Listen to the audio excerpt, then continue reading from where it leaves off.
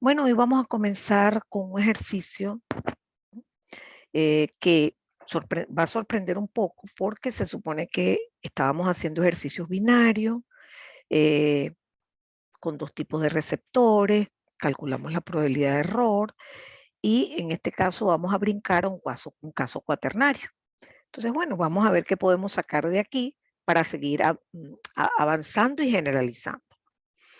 En este caso se trata de una señal que ustedes saben que usamos muchísimo los modelos matemáticos y eh, claramente tenemos una sinusoide aparentemente de una fase fija, pero que depende de otra señal, que es una señal no retorno a cero polar cuaternaria, y lo sé porque los valores que toma son estos, -1, 1, 3 y -3. Entonces, observen y de una vez se los aclaro.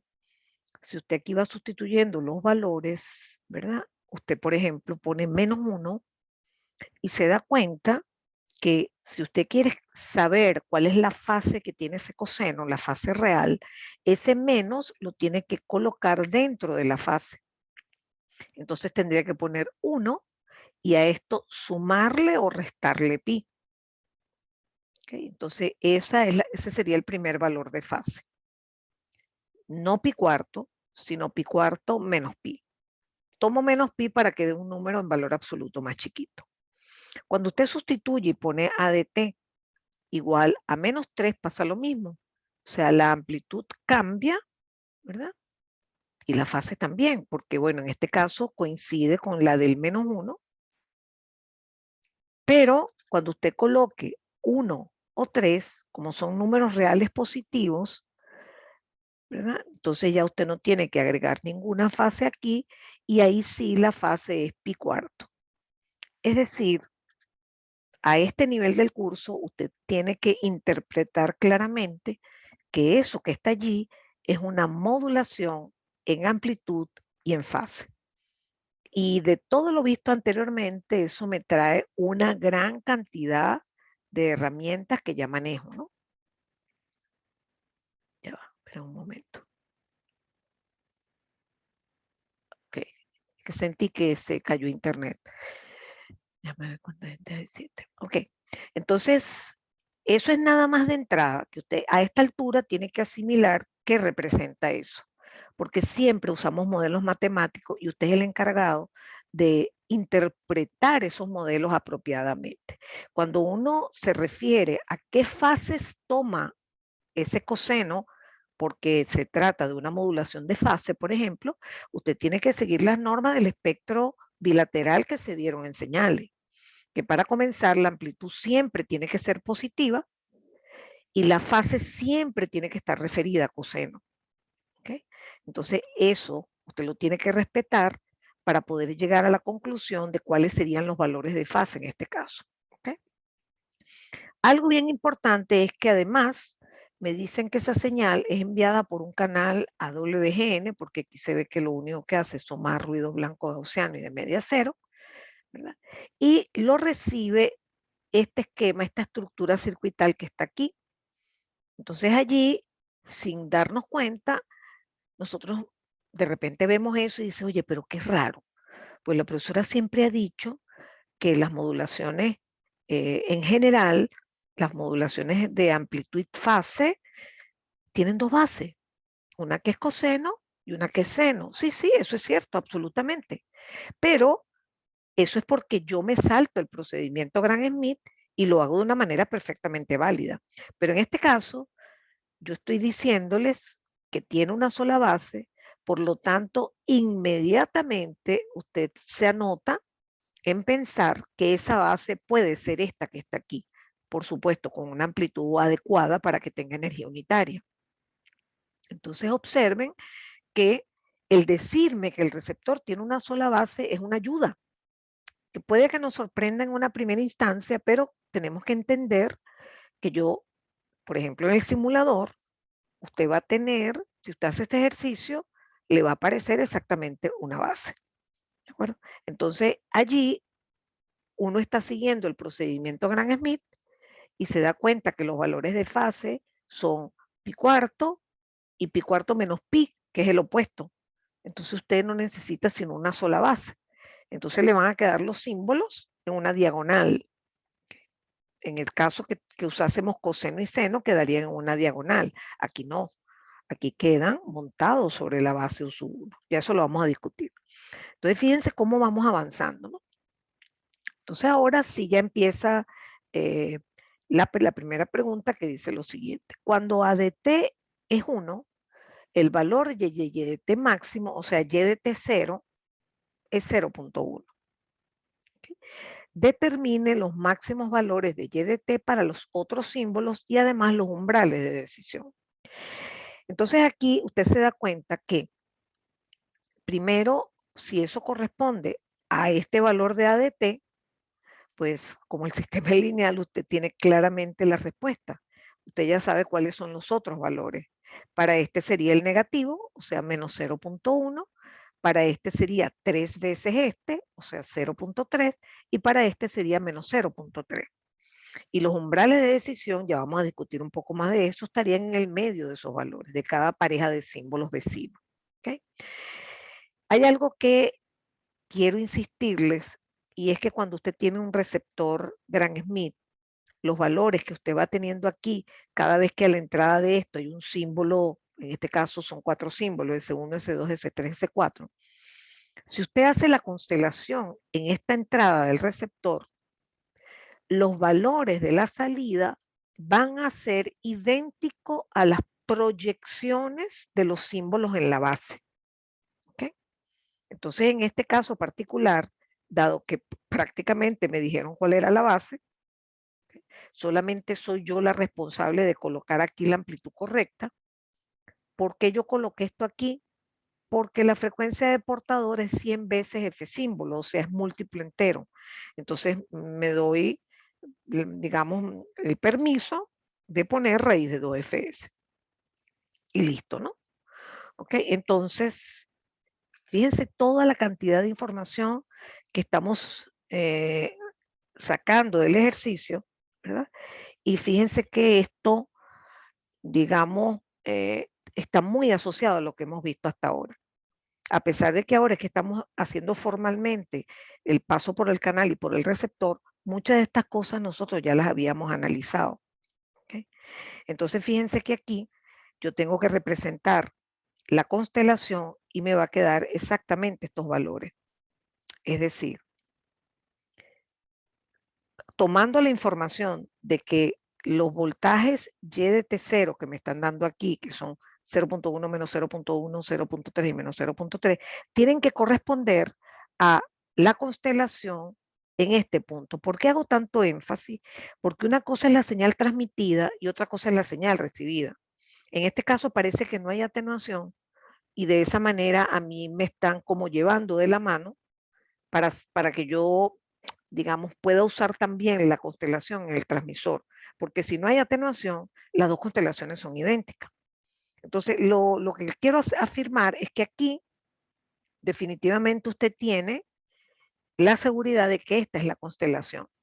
¿Okay? Entonces aquí se ve mucho más fácil lo de la toma de decisiones.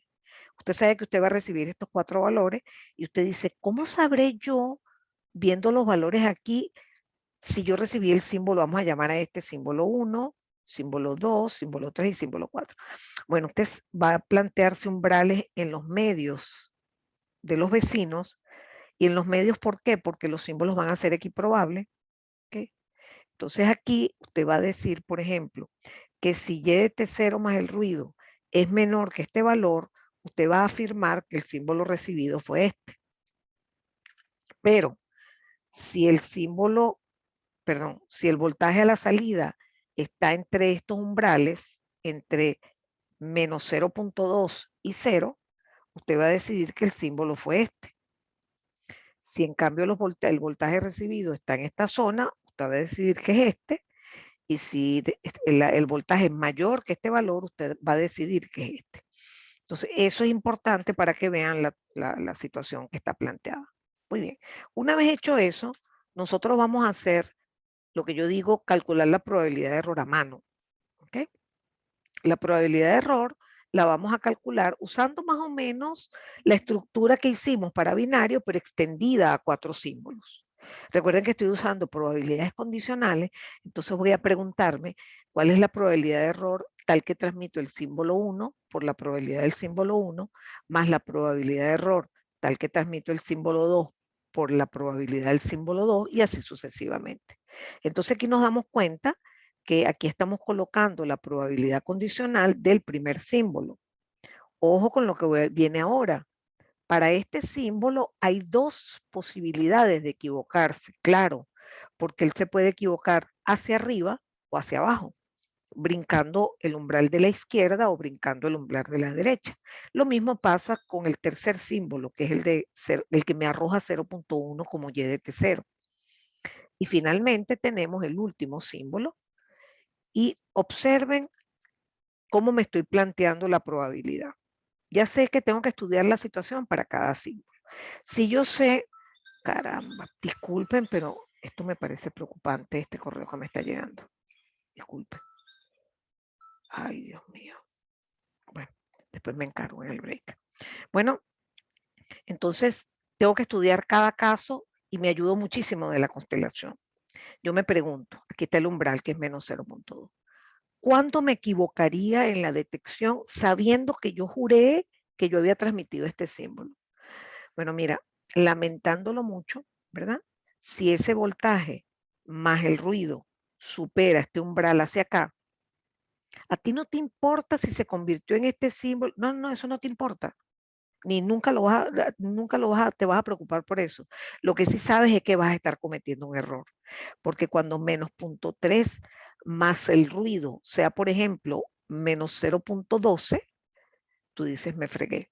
Ya sé que mi decisión va a estar errada, porque yo voy a decir que no es este símbolo, digamos. Entonces, eso hace que cuente como un error. Ese es el cálculo para el primer símbolo. Para este símbolo voy a tener que hacer un doble análisis, porque puede pasar que menos 0.1 más el ruido caiga en un voltaje que está en esta banda, de aquí para allá, o puede ser que menos 0.1 más el ruido caiga en un voltaje que supera esta banda, con lo cual me voy a también equivocar.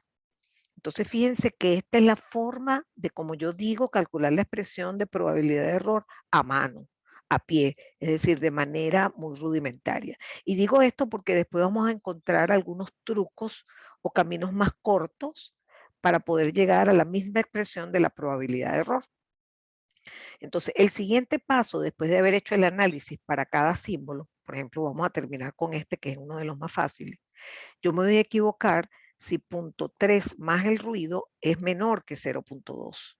¿Okay? Porque entonces la decisión va a estar hacia acá y me voy a estar equivocando. Muy bien. Siguiente paso es dejar la expresión de la probabilidad de error solo con lo que es aleatorio, que es el ruido. Entonces tengo que pasar esto para acá, esto para acá, esto para acá. Bueno, lo hago con los 6 términos porque son 6 términos y me aparecen 3 de ellos resultan en que, que tengo que calcular la probabilidad que el ruido sea mayor que 0.1 y los otros 3 es la probabilidad de que el ruido sea menor que menos 0.1. Recuerden que la campana es simétrica porque tiene media cero, o sea que estos dos valores son iguales y termino teniendo que calcular esto que está aquí. ¿Okay? ¿Qué me toca? Pasar esto, ¿verdad? A, digamos, la tabla de Gauss normalizada. Y eso implica hacer un cambio de variables, que es que escribir 0.1 como la media más k veces sigma. Pero resulta que M es 0 porque el ruido tiene media 0. Entonces despejo K y me queda este valor, el cual coloco dentro del argumento de la Q, entendiendo que este valor es el que va a entrar a la tabla y este valor completo es el que me va a dar la probabilidad. Entonces, finalmente, por cierto, me acabo de dar cuenta que he debido simplificar y poner aquí 3 medios. Eso lo vamos a ver mucho. ¿Okay? Y aquí termino explicando cómo sería para un caso general. Ustedes después lo pueden ver con más calma o lo vamos a ver juntos con más calma en algún ejercicio y vamos a llegar a un resultado que en este caso va a ser general, porque voy a poner valores 3A, A menos 3A, en este caso es específico que es 0.1, pero lo importante es que oye, yo por curiosidad me puse a revisar esto y digo, oye, qué curioso. ¿Saben lo que me está dando esto? ¿A qué es igual esto? A de min entre raíz de 2 eta. Oye, lo voy a tomar en cuenta. Si nosotros en este momento nos devolviéramos a los ejercicios que hicimos ayer, encontraríamos esa peculiaridad, que el argumento de la Q en todos los casos está asociado a de min entre raíz de 2eta. Ojo, porque tanto en este ejemplo como los que vimos ayer hay un solo de min.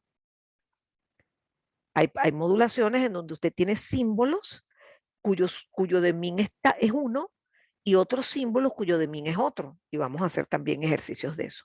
Pero simplemente les llamo la atención porque la semana que viene se los voy a proponer en serio. Oye, ¿eso será una curiosidad o sí funcionará? Y vamos a trabajar para encontrar fórmulas más compactas, más generales sobre todo. ¿De acuerdo? Entonces, fíjense que sin darnos cuenta hemos resuelto un ejercicio cuaternario. Pero entonces en este momento sí digo, no, vamos a parar. O sea, no podemos pasarnos la vida haciendo puros ejercicios.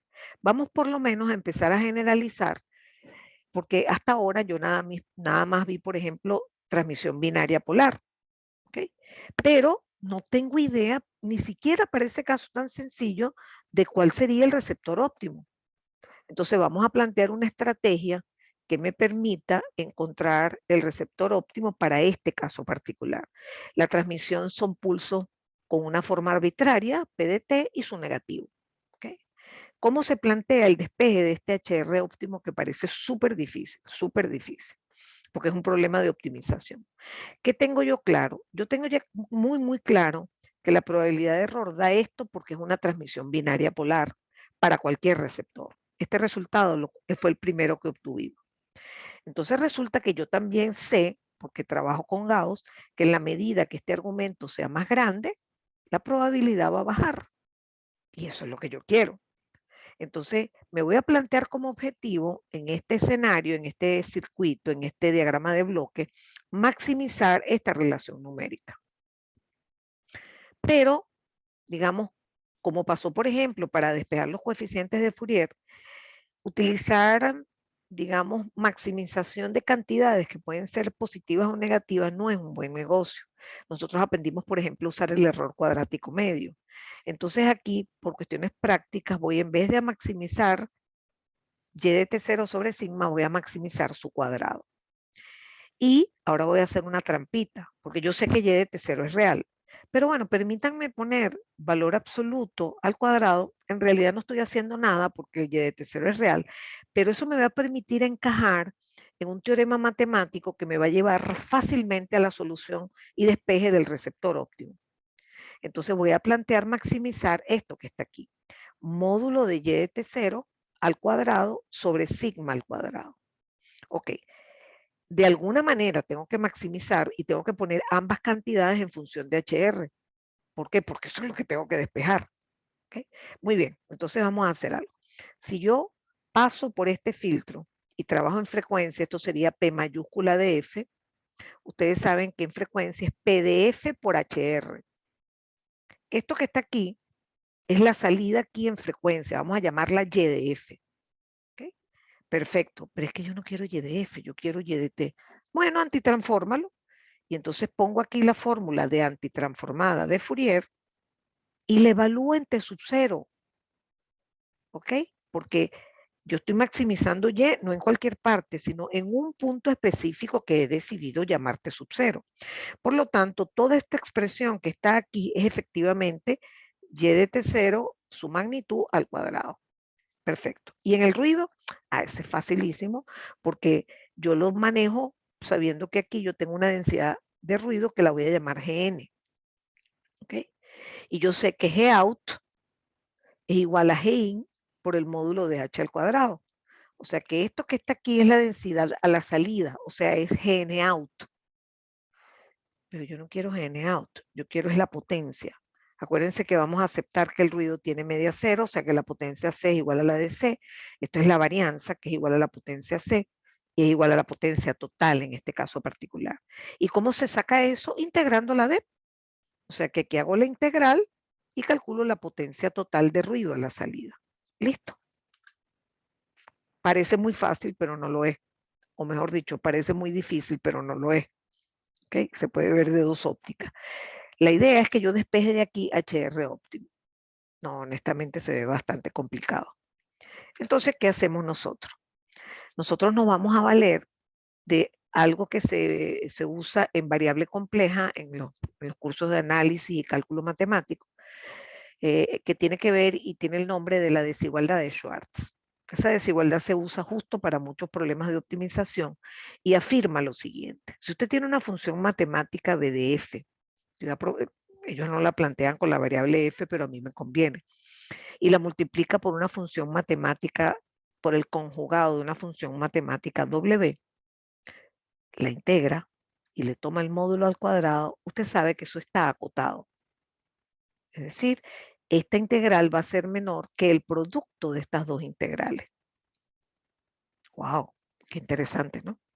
Sí, pero además, ese teorema dice, o esa desigualdad, dice que el igual solo se consigue si B y W son proporcionales. ¿Ok? Entonces miren lo que voy a hacer. Voy a pasar uno de estos dos para este lado para que me quede esta estructura que está aquí. ¿Ok? Y yo voy a buscar el máximo y yo sé que el máximo se va a producir cuando B y W sean proporcionales. Entonces yo digo, oye, mira, pero qué casualidad, miren cómo se parece esta estructura a esta. Y también estoy buscando el máximo. Entonces el problema se simplifica brutalmente. Yo lo que voy a hacer es, por simple comparación, definir quién sería B de F. Por ejemplo, aquí abajo, vean. B de F módulo al cuadrado tiene que ser igual a Gn por HR. O sea que yo tengo quién es mi B de F. Y sabiendo B de F e igualando los términos de arriba a esto que está aquí, yo también puedo despejar quién es W. Ah, perfecto. Porque para maximizar esta relación, yo sé que tengo que hacerlos proporcionales. Entonces, defino quién es mi B, defino quién es mi W, los hago proporcionales y despejo HR. Así se obtiene el filtro óptimo, que así se llama. Filtro o receptor óptimo. ¿Okay? Bueno, aquí lo hacemos de manera más precisa. Decimos que B de F es igual a esto, o sea que es esto que está aquí. Luego, sabiendo que ese es B de F, yo sé que B de F por W conjugado tiene que ser igual a lo que está arriba, a esto, a todo, incluyendo el exponencial. Pero ya yo sé quién es B de F y eso me permite despejar W de F. ¿Okay?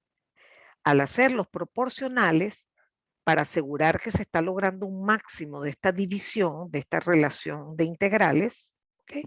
Según la desigualdad de Schwartz, yo logro despejar HR, que es esto que está aquí. Increíble. Increíble que un problema que parecía ser bastante complicado, usando una de las herramientas, de las N herramientas matemáticas que se ven en cálculo, oye, uno logre realmente encontrar un resultado tan importante. En este caso, conocer cuál sería el filtro que maximiza, vamos a decir, una relación señal a ruido. Ese filtro le da ventaja a la señal por sobre el ruido. Y de hecho, esa es la razón por la que yo no he sustituido esto por eta medio. Porque aunque ya lo voy a hacer de inmediato, porque nosotros siempre vamos a tener el ruido térmico, ¿okay? En este análisis de los sistemas de comunicaciones analógicas y digitales, pero quiero que observen qué hace el filtro. Miren lo que hace el filtro. El filtro hace lo siguiente. En las zonas de frecuencia donde hay bastante presencia del pulso, él crece. O sea, si esto es grande, esto es grande. En cambio, es inversamente proporcional a G. O sea que en las zonas donde el ruido es grande, él se aplasta, se va hacia cero. ¿Okay? Y esa es la filosofía. Eso es lo correcto, eso es lo que estamos buscando, que él aplaude a la señal y aplaste al ruido. ¿De acuerdo? Aquí hay un detallito que después estudiaremos con más calma, pero les recuerdo que para algo vimos transformada de Fourier y sus propiedades. Fíjense que cuando nosotros trasladábamos en tiempo una función x de t menos t0, la transformada se afectaba por e a la menos j, omega t0. ¿ok? O sea que esto implica una traslación en tiempo. En el fondo, lo que se está diciendo es que este filtro tiene que ubicarse temporalmente, cuando hagamos la antitransformada, en una posición de tiempo especial, o sea, su respuesta impulsiva, para que el máximo se logre no en 1, en 40, no, para que el máximo se logre en T sub 0. Entonces, esto, le voy a decir, les confieso que esto es una de las cosas que a mí me parece más bonita, tal vez porque yo lo apliqué junto con la profesora Mari Cristi en un trabajo de investigación, que trabajamos con señales del cerebro. Entonces tratábamos de detectar lo que se llaman potenciales evocados, que hoy en ese entonces eran rarísimos, pero hoy en día son súper normales. O sea, conozco montones de gente que van al neurólogo o van a un otorrino y le hacen examen de, sobre todo a un neurólogo, exámenes de potenciales evocados, que son estimulaciones. Por ejemplo, en ese entonces se usaba mucho prender una luz, apagarla, prenderla cada segundo, por ejemplo.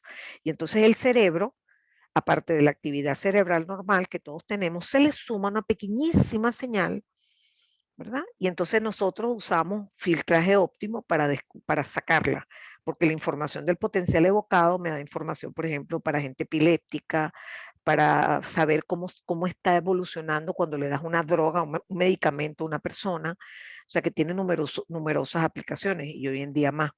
Entonces, a mí eso me parece súper interesante, el concepto del filtraje óptimo. ¿Okay? Entonces, les repaso. La probabilidad de error que queremos minimizar viene dada por esta expresión. Necesito maximizar esto que está aquí.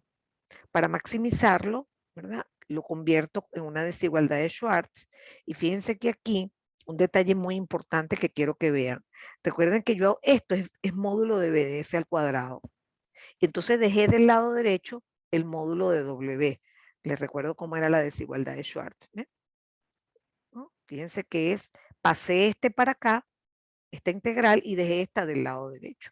¿Y por qué ahora les hago tanto énfasis en eso? Porque para calcular la probabilidad de error, yo tengo que fajarme, ¿verdad? A pasar la señal por la cajita 1, multiplicarla por uso 1, hasta que consigo y de T0.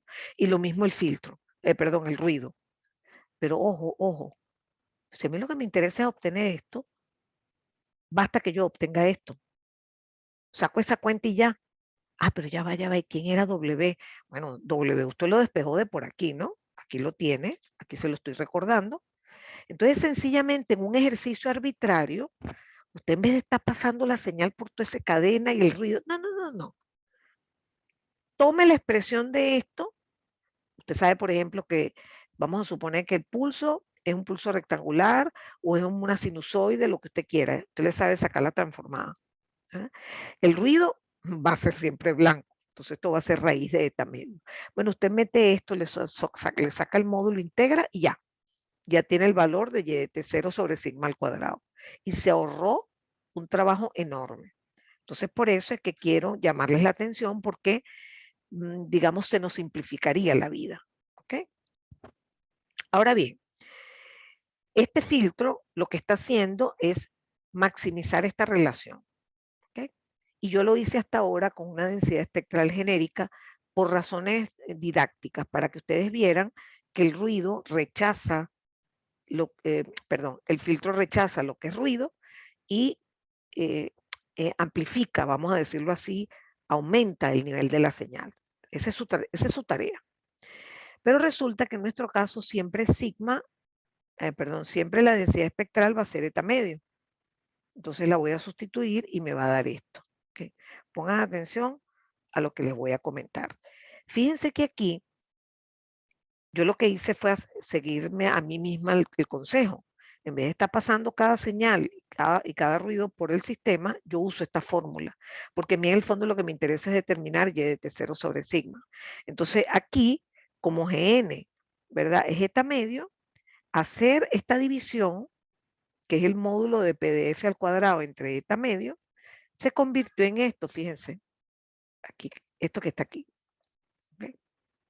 Pero resulta que esto, por teorema de Rayleigh, que se ve en señales y sistemas, da lo mismo hacer la integración en frecuencia que en tiempo.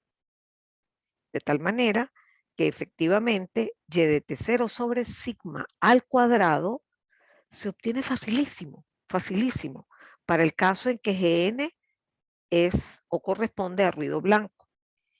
Simplemente se hace esta cuenta y ya tenemos el cuadrado de y de t0 sobre sigma.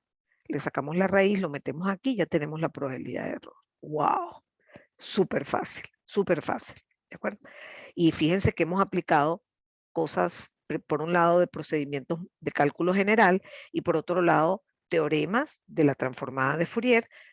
Uno de ellos era el teorema de Rayleigh, que me permitía calcular energía en el dominio de la frecuencia o en el dominio del tiempo. Debo decirles que cuando el ruido blanco, perdón, cuando el ruido que afecta el sistema de comunicaciones es térmico, al filtro óptimo se le llama filtro adaptado. Es decir, ¿qué es un filtro adaptado? Es un filtro óptimo. Es un filtro óptimo, pero que es válido solo para la densidad espectral igual a eta medio. ¿Okay? Repito, el filtro óptimo es general. Cuando el ruido es blanco, el filtro óptimo se le cambia el nombre y se le llama filtro adaptado. ¿Y por qué se le llama así? ¿Okay? Fíjense. Cuando uno tiene aquí la expresión del filtro óptimo despejada anteriormente, sustituyo aquí Gn como eta medio y le hago la antitransformada, miren en lo que se convierte la respuesta impulsiva. Es simplemente toma la forma del pulso que usted está buscando, que está presente en esa transmisión. Ejemplo, no retorna a cero polar, el pulso es un pulso rectangular. PRK, el pulso es un trozo de sinusoide. Y miren lo que está haciendo, miren qué interesante. Toma la forma del pulso pero volteada y desplazada. Volteada porque usted tiene que hacer una convolución de P de T con HR. La convolución implica voltear una de las dos.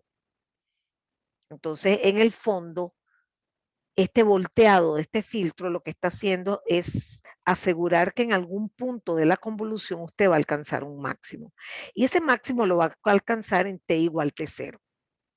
Entonces, por eso se le llama el filtro adaptado, porque la respuesta impulsiva toma la forma del pulso que usted está usando en esa transmisión binaria polar.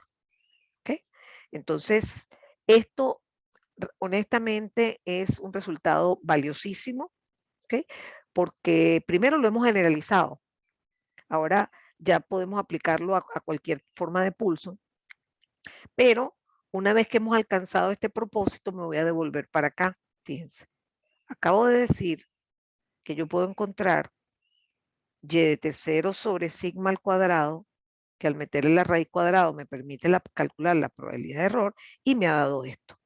O sea que la probabilidad de error va a ser Q de esto. ¿Okay? Ojo, no se les olvide que integrar esto al cuadrado, como el pulso solo existe entre 0 y t bit, es calcular la energía. Y eso es lo que estamos llamando la atención aquí. Fíjense que al meter el famoso y de t0 sobre sigma al cuadrado y sacarle la raíz para quitarle los cuadrados, me queda esto que está aquí. Esto es la energía. Y, oh sorpresa, miren lo que me da P. Me da Q de la raíz de 2e sobre eta. Ese resultado ya lo habíamos visto. Ese lo obtuvimos con una transmisión no retorno a cero polar usando receptor Gram-Schmidt. Entonces, va quedando clarísimo que ese filtro es el filtro óptimo. ¿Okay? Porque me ha dado el menor valor de probabilidad de error, por lo menos de lo que he visto hasta ahora. ¿De acuerdo? Entonces, hemos generalizado y nos hemos enfrentado a la búsqueda de un filtro óptimo de una manera matemática. ¿Cómo? Maximizando la relación y de t0 sobre sigma. Estos son los conceptos teóricos que yo pondría en un eventual quiz, que no lo vamos a tener, vamos a tener el primer parcial. Es ¿de dónde se obtuvo el filtro óptimo? Bueno, simplemente de maximizar la relación y de t0 sobre sigma. Lo que pasa es que y de t0 y sigma se pusieron en función de sus expresiones en frecuencia, se pasaron cada quien y al maximizarlo usando una desigualdad específica de cálculo complejo, de variable compleja, nos permitió despejar la estructura la expresión matemática en frecuencia del filtro que se llama filtro óptimo. Cuando ese filtro óptimo le ponemos aquí eta medio, ya se le cambia el nombre, se le llama filtro adaptado, porque al hacerle la antitransformada y obtener su respuesta al impulso, nos damos cuenta que ese filtro toma la forma del pulso. Que si volteado y desplazado, sí, pero toma la forma del pulso. Entonces, esto es algo que es realmente muy valioso. Lo que vamos a hacer ahora, vamos a comenzarlo, pero vamos a tener que terminarlo en la siguiente sesión. ¿Okay? Es ampliar aún más este resultado, porque este resultado que acabamos de obtener sirve solo para el caso polar, en donde usted transmite PDT y menos PDT, y a la salida tiene Y de T0 y menos Y de T0. ¿Okay? Entonces aquí, en este caso, hicimos la probabilidad planteando esta ecuación. Ese fue el primer ejercicio que hicimos. Pero el umbral lo colocamos en 0. ¿Por qué? El umbral va a ser calculado siempre como, digamos, el punto medio entre los dos. O sea, por ejemplo, si yo tuviera una transmisión cuyos voltajes de salida no son uno el negativo del otro, sino 8 y 10, adivinen dónde va a poner usted el umbral, en el medio, en 9. Entonces, eso es la semisuma. ¿Okay? Ok, este resultado que me sirve específicamente solo para el caso polar, lo voy a extender utilizando un truquito. ¿Okay? Miren lo que voy a hacer. Voy a asumir que tengo dos formas de pulso distintas. Vamos a llamarla P1 y P0. ¿Okay? Aquí lo llamé así, P1 y P0. Y las salidas se van a llamar Y1 y Y0. ¿Okay? Voy a volver a usar probabilidades condicionales, pero fíjense que aquí cuando yo transmito un 1, lo que me llega es Y1 de T0, y cuando transmito un 0, no me llega menos Y1, no, me llega Y0 de T0. Un pulsito y una sinusoide. Una señal es un pulsito, el 1 es un pulsito y el 0 es una sinusoide, por ejemplo. Y aquí voy a calcular el umbral como la semisuma de Y1 de T0 más Y0 de T0. Y ahora me fajo a escribir todo ese perolero en la probabilidad de error original. ¿Okay? Entonces, bueno, no voy a poner mucha atención a los detalles. Me interesa es que vean que voy a llegar a este resultado. Que puesto como Q es esto que está aquí. Entonces uno dice, oye, fíjate, podemos hacer la siguiente trampa, fíjate. Esto lo hacemos parecer a esto. Es decir, que en todas las fórmulas donde tú veas PDT, ¿verdad? Vas a sustituirlo por la semirresta de P1 y P0. Donde veas Y de T, lo vas a sustituir por la semirresta de Y1 y Y0. Y eso es lo que vamos a hacer efectivamente cuando volvamos. Vamos a hacer como una receta y van a ver cómo mágicamente vamos a tener la solución para el caso general de pulsos no polares. ¿Okay? Entonces voy a parar la grabación.